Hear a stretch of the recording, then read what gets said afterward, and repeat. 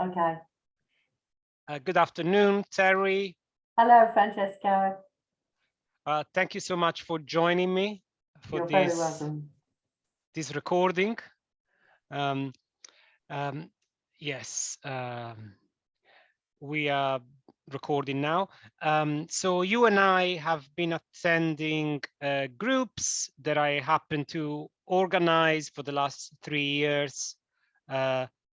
The first year was face-to-face, then after the lockdown, we've been meeting twice a month online. Yeah. I was really glad that you carried on online, actually, because I would have missed our, I do miss the face-to-face, but I really appreciated the fact that you continued it online. It gave us the opportunity to continue meeting and learning and developing in the process. Thank you. I've become keen on the idea of a podcast because there's people like yourself and myself that have been attending this space. We've been having this sharing experience, like I said, for 3 years. And there's people that have joined later in that process. And I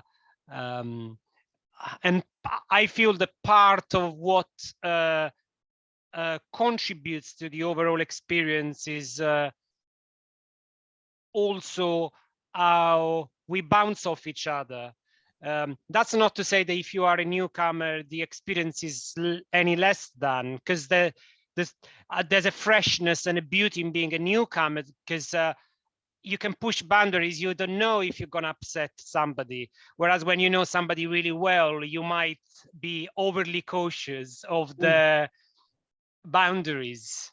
Yeah, and I think for the group as well, for us that have been, there's a few of us that have been attending regularly for some time, that I also think there's the freshness and the newness that newcomers bring into the group as well. And it's like, oh, so we're meeting someone else, and it's really nice. And that I always find there's a contribution, and it's nice to see how the group manages and how people fit into the group.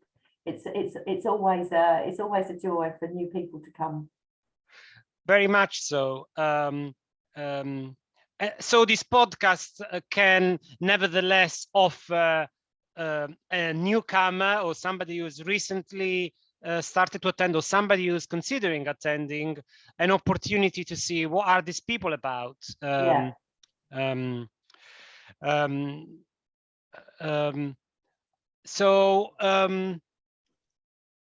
I wonder what you think about this. In my view is, yes, the group is made by the individuals that attend it, and whatever culture they bring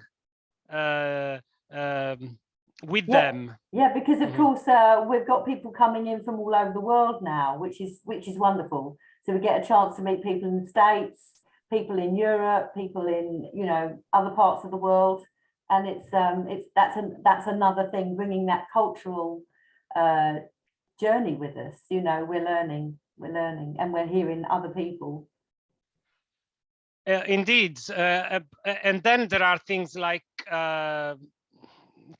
therapeutic theories or group theories that perhaps some Americans and some British and Europeans share, such as person-centered, the person-centered approach, Rogerian person-centered approach. So there's also cross-cultural. I can feel part of the same culture as another person-centered practitioner, even though they are in the States. So I can relate with somebody from Italy because I'm there, or somebody from the UK like you because I've lived here, but also within the UK, I can relate with you even more deeply because we both have an understanding of the person-centered approach. Yeah, it does help. It does help. But also, I think there are always sort of slight differences come up as well, I think, particularly between the Americans and I think we're very much perceived as being polite, whereas Americans are seen as being, quite forward with their views. And it's always interesting to see how that works out, because it doesn't always work out like that. But, it's really, really interesting. I mean, it's just meeting people, isn't it? It's just meeting people, being with people, and that freshness of different experiences. very much so.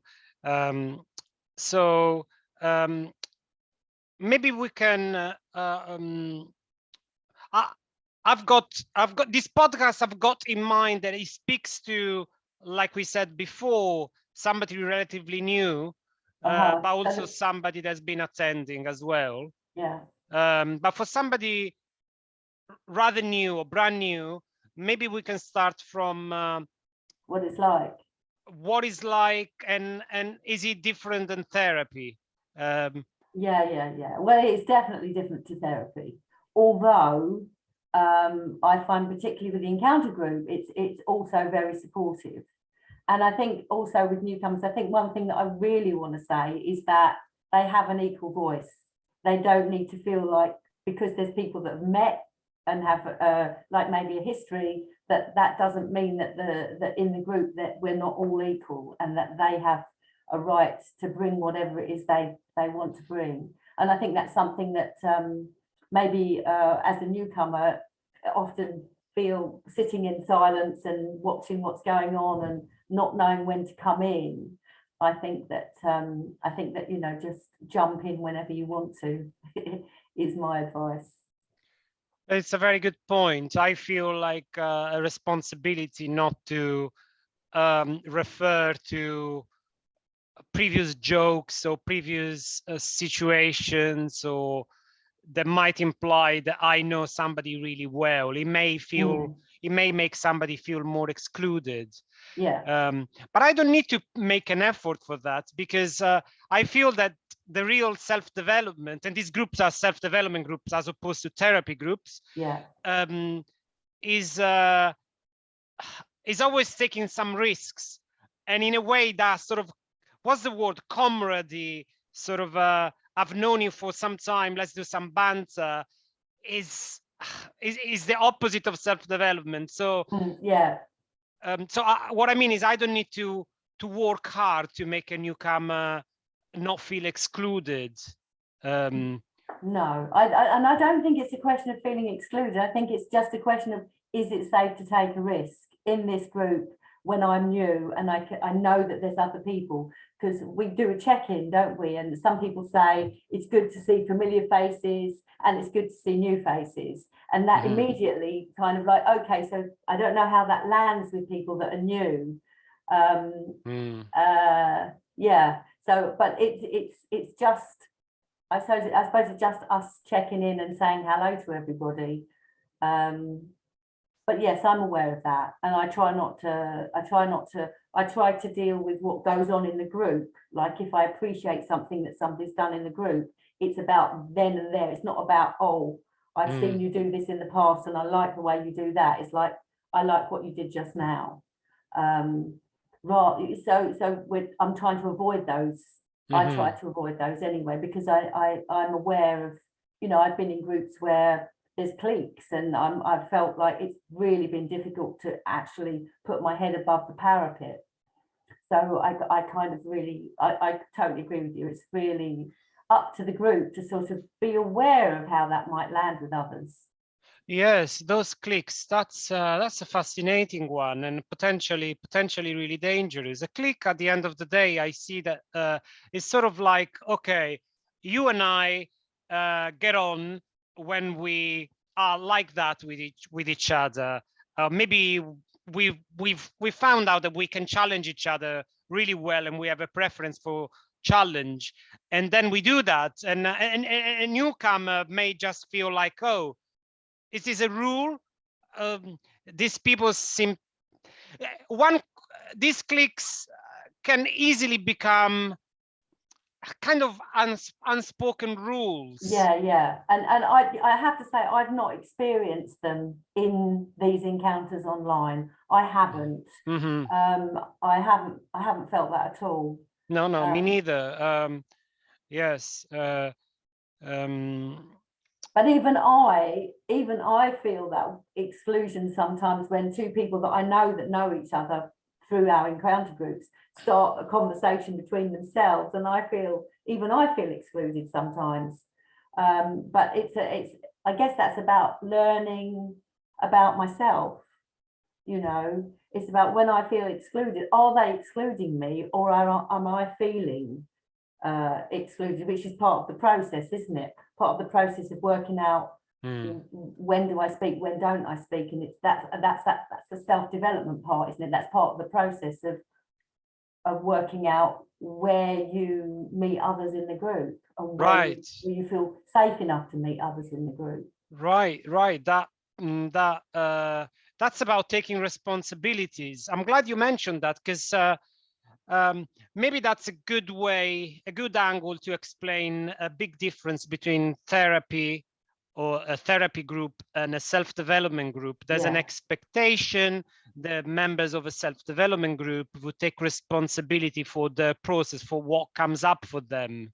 Yes, I think that's a big difference. It's sort of, you know, if I get cross or if I get angry, then that's my anger, and I you know, I can't blame anyone else. It's that something about, maybe something someone said has upset me, but actually I'm in control. I'm aware of my feelings, and I can either choose to express that in a conflict situation, or I can kind of think about it and say, is it appropriate for me to be angry, or is something else going on for me, which is, you know, and that's part of the personal development. I don't know whether that's what you were talking about. Oh, yes.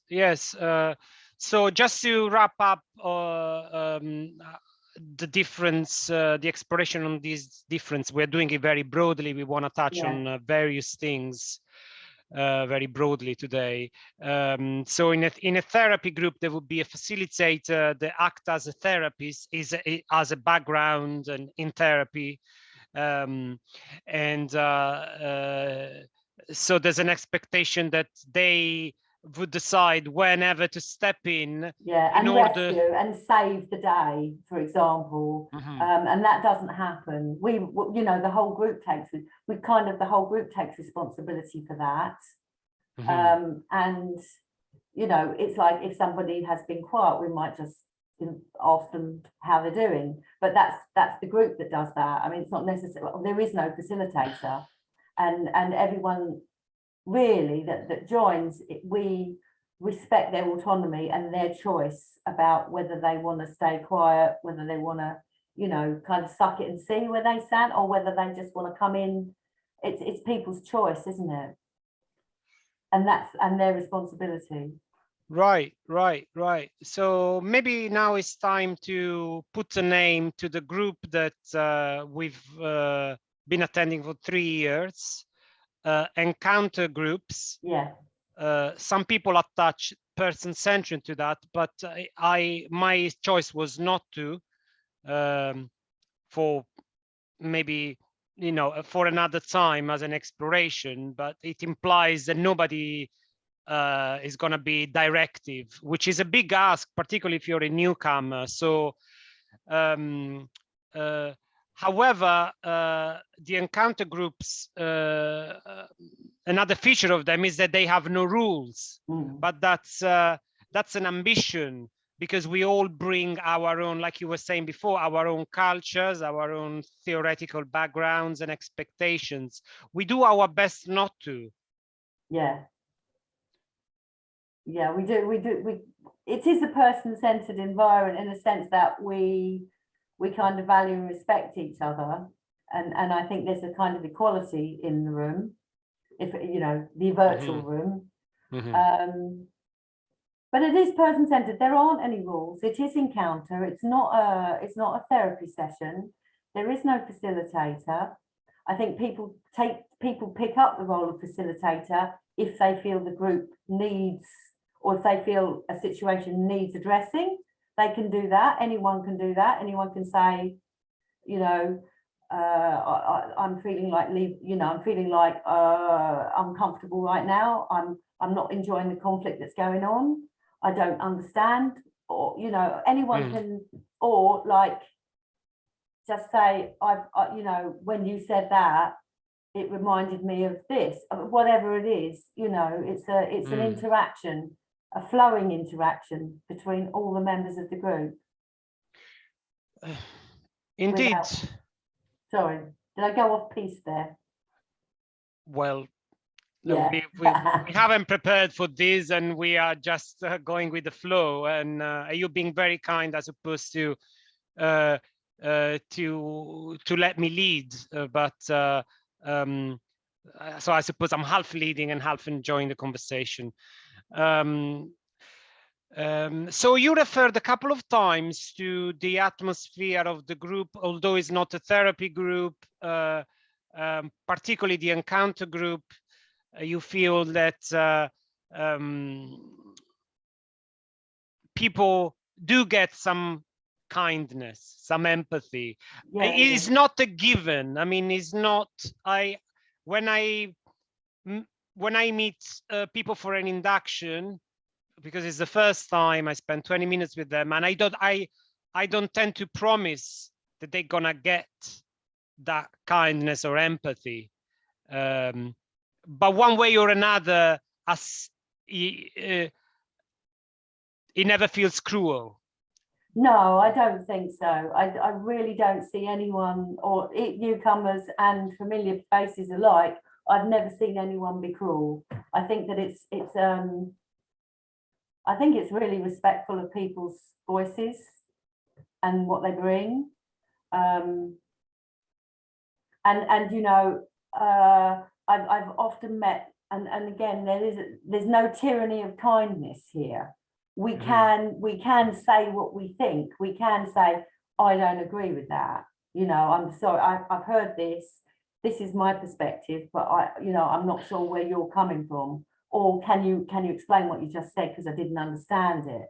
It's, that's possible. It's not like we're not therapizing, if that's what you mean, although it does happen occasionally, because people obviously, I think the group is naturally supportive, because we value what people are bringing. Yes, an example that comes up for me, although is not necessarily frequent that this happens, but given that people are being honest, like you're saying, there is empathy is not like that's what we do. No, we also challenge. We also, well, we use often the word congruence, as in trying to be in touch with my process. And if I feel bored, I would probably say that. So sometimes one doesn't know if somebody went on and described the struggles that they had, and maybe they, talked about things that they said they made them feel distressed, and then another person, I heard other people saying, I'm getting bored. And so that's an example that really makes you understand that it's not a therapy group, because I wouldn't then, as the host, like you're saying, I'm not a facilitator, I wouldn't then say, oh, this is you are traumatizing this, or Yeah. Or rush to protect the person. I might, but I don't have that role.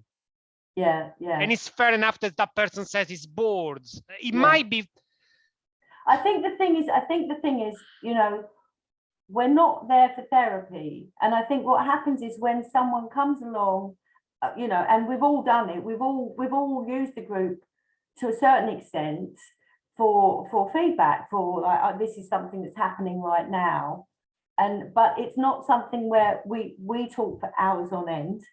One person talks for hours on end and there's no interaction. It's not like you can't bring your struggles, but to actually sort of just go on and reject the attempts of other people to come in and talk to you and connect with you. I think that's when people get bored and people turn off, because it's like someone's sort of wrapped up in their stuff. And it isn't that it's not, accepted. It's just like, hold on a moment. How's everyone doing in this right now? Where are we as a group? And are we happy with what's going on right now? And if that means I'm bored, it's not disrespectful for the person that's saying it. It's just like, I've got no way in here. Yes. you make me think of why recently I've become interested in the Here and Now group, which is very similar to circling and tea groups, because there are guidelines that support people to stay in the present. There is an expectation that they do their very best to stay in the present and to try and avoid storytelling or things from the past or things about the future. Now, a part of me feels that that is healthy, because like you're saying, if you are in a group and we say there are no rules, but then somebody opens their heart and says something profound and they were in distress, and then somebody else says I'm bored, like I say, that is acceptable, but I feel more comfortable where given that a lot of people like to be in the here and now, we might as well sometimes, I thought it'd be good to create a space where it's clear, it's crystal clear. It's clear of the history, it's clear of that. We're just in the moment. But I would say, when someone comes to the encounter group and they pour out their heart, and it captures other people, that's not the same as and people don't say I'm bored when there's something really meaningful going on. My experience is they don't. If that person then goes on and on and on and on and repeats what they're saying and doesn't let anyone come in, that's different. But my experience is when someone brings something really deeply personal and moving, the group don't say I'm bored. I mean, there's a possibility that they could, but my experience is they've never have. It's only when someone is kind of like clearly venting or clearly, kind of wanting the attention or wanting to just whatever it is they want to do. There's a difference there, I think. Yes, very much so. You're being, I can see your affection for the group, and I really value that. I suppose that as an organizer of these meetings, I feel the responsibility of not promising anything, because it's all based on individuals showing up and being in the right mood. But like you're saying, I don't remember an instance where that has happened, but I know that it may happen. There's always a theoretically. But I think that's part of the joy of it. It's sort of like you take the risk and you don't know what's going to happen. And if someone says they're bored and you've just been pouring your heart out, you've got every right to say, is that, what's your problem? You've got every right to challenge that boredom. You can say, why are you bored? What is it? What is it about my story that's boring you? So you've got that. Right. What I would say is that sometimes you do get a situation where somebody talks about, maybe doesn't pour the heart out, but it goes a bit deep about the difficult times that they had recently, and somebody empathizes with them, somebody else empathizes with them, maybe 5 or 6 people. And then you're in that plug hole, aren't you? Going down that spiral of toxic empathy, where everything sort of I know what you're saying. And after 45 minutes, in the meantime, let's say, for example, during those 45 minutes, people may wonder, the right thing to do seems to be empathizing, which is what you called the tyranny of empathy before. It's not my word, by the way. I've heard it somewhere else. I don't know where. Yeah, I like that expression. I think it's a great expression. Yes. So yes, I mean, I guess that even though people don't make a statement, I attend this group because I want good self-development for me today. That is sort of what I guess is one of the main expectations, that people go through something meaty enough for their self-development. And sometimes those interactions, they go on for 40 minutes, which in our group, because that's a long due to our experience, it's very rarely go that long. But sometimes conflicts are like that as well. It's like, you know, you're like, you got two people, maybe three people in a group that are like just committed to this. Yeah, but my point is, yeah, but my point is, and that's another thing that can leave people feeling excluded and bored. So it's not just individuals, it can be like when two people decide to kind of have and there's no solution. There's like, you see it that way, you see it that way, and you're like, and it's like a tennis match, but without like that, you know, without Djokovic or one of the other amazing people, you know, it's just like, oh, when nobody's really winning the points or the game, it feels like a battle. But that's just one other situation. It's not just individuals, it's also, you know, conflicts in groups can feel like that as well, can get very boring. Yes, so say for example, somebody who has been attending workshops, self-development workshops, these are normally structured. There's a leader,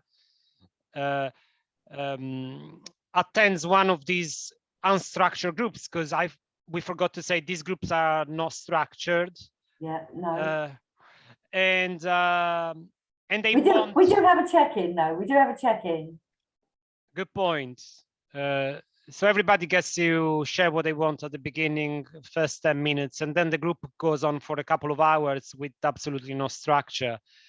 So say somebody who's been attending self-development workshops, structured ones, attends one of our encounter groups, and something that they don't consider good self-development or meaty self-development is going on. Would you say it's fair that they often turn to the organizer and say, "Can you do something here? You know, I'm not getting quality for my bucks." Yeah, I think, but you know, this is the thing about responsibility. It's like this is an unfacilitated group, and everyone takes responsibility. So if you're unhappy, really, it should be you. I mean, I know that I sit on the sidelines thinking, when's someone gonna say something, and then the sort of like sometimes I'll risk you know, like, oh no, I can't do this anymore. But sometimes I sit there and I'm waiting for someone, not necessarily you, because obviously I know I try not to put that responsibility on you, because there are, you know, 8, 10 of us or however many people are in the group. But yeah, I think for someone coming in from a structured group with a facilitator who may negotiate conflict, might say, okay, agree to disagree, this is disrupting the group, but that's not what you do, and there's no facilitator to do that. So that's where we find ourselves, isn't it? When we're sitting with uncomfortable feelings and not liking what's going on, what's it doing to us? What are we going through? What's playing out in ourselves that we can learn from? And are we able to take a risk? Because in my experience, you know, risk and development go together. It's like that in terms of what's the edge of awareness, that sort of really taking a step into the unknown is where most of the benefits come, and that's where the development comes from. I mean, you can do it by proxy, by listening to someone else doing it, and that's how I've learned. But actually, you get more if the more risk that you're prepared to take. And when I say risk, it's not really a dangerous community. We're online, but it is a risk in exposing yourself, I suppose. That's where the learning lies. I appreciate you using the word risk, because I tend to sort of associate risk taking with growth, with self-growth. I wouldn't take that literally, as in, because if you just take it literally, you're just taking risks every second. But broadly speaking, no, because then you know, it's like also, what about the other people around you, if you're taking risks? Yeah, because they want to be taking risks, and if you're just doing it all for them, then there's nothing to be gained. It's sort of like sometimes you take a risk and sometimes you don't, and it's sort of also learning what, you know, when you feel like you need to, you know, sometimes the urgency is there and you feel like, I really want to say something here. Or, but it's all about kind of like processing what's going on in you, and what is it in the group that you're responding to? What is it that's making you feel like that? And who are you responding to? And it might be that you need to talk to someone in the group. You need to address them directly in the group. But it, you know, risk is, when I say risk, it's about exposing your vulnerability. It's not about risk as sort of like, oh gosh, someone's going to hit me. It's risk about, you know, exposing parts of yourself that maybe haven't seen the light.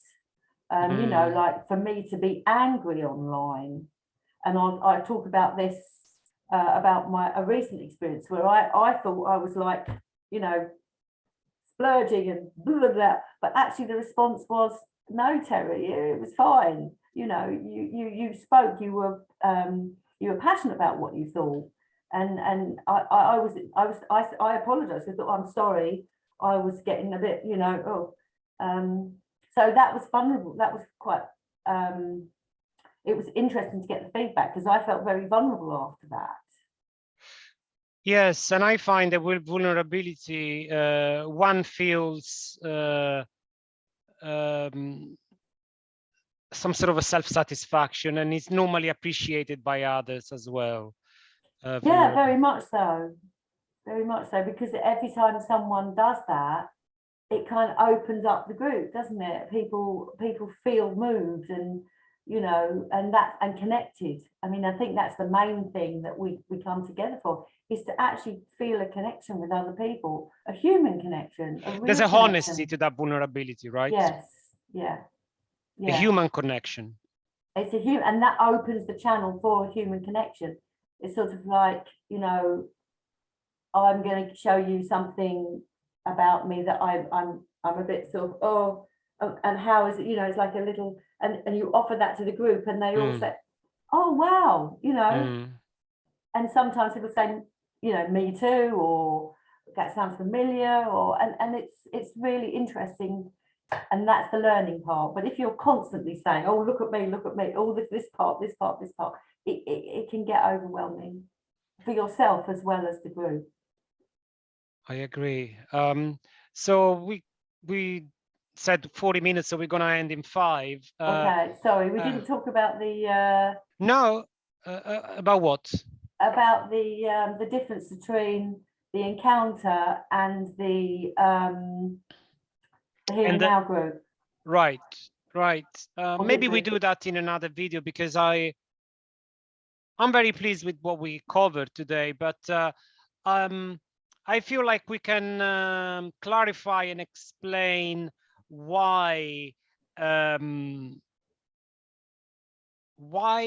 attendees of this group particularly enjoy the lack of facilitation. Before I was saying, somebody who's been attending workshops, self-development workshops that are facilitated, might expect the organizer or the leader to step in and say, particularly if, say, somebody has went into storytelling, which is not in the here and now, for like a few minutes, and can you come back to the room? Or could even go even more sort of a coaching style and say, try and be in touch with your process and being in the present, right? But why do you think attendees of this group actually find that disempowering? I think it's because, you know, we're adults. You know, and I also find it disempowering if somebody does it to me. Yeah. Also, it's like I don't need your help. It's like that rescuing thing, and that, you know, we're not here to rescue each other. You don't need to rescue me. And when you rescue me, it's like, you know, not you, but in a situation like that, it will be like, hold on, you don't think I can handle this. You know, so it's kind of like there's a slight sense of, and I know patronizing is the word, patronizing has been used. I think it's a very harsh word, but there is that sense of, also it's like trusting, it's not trusting the group either. It's like, if I'm feeling, and I know if I'm feeling an awareness of someone in the group who seems like a bit distant, Mhm. So I might wait because I'm also, if I'm aware of that, because I have a gallery up there, so I try and keep it, so I can see everyone's face. Sometimes that doesn't help with some people working on their phones, joining on their phones, so it's not always possible. But with me, I've got the gallery up, so I might notice someone hasn't spoken or whatever, and I might think, okay, I'm just going to wait and see if someone else comes in, because normally someone in the group will notice. And Yes, yes. I'm so glad you mentioned that, because I feel the same. I feel like the group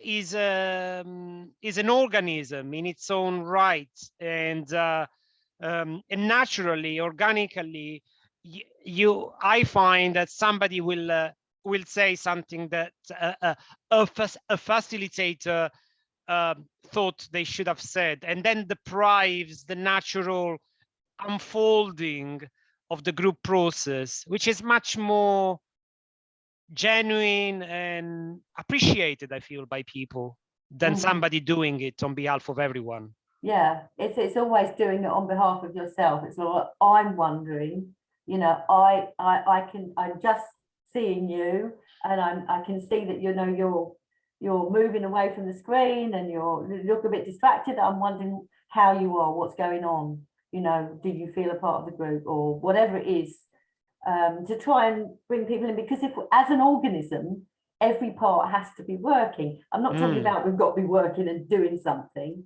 but we've got to be part. Yeah, it's sort of like Enabled. Enabled, yeah. That's a good word. I like that word. Oh, empowered. Empowered.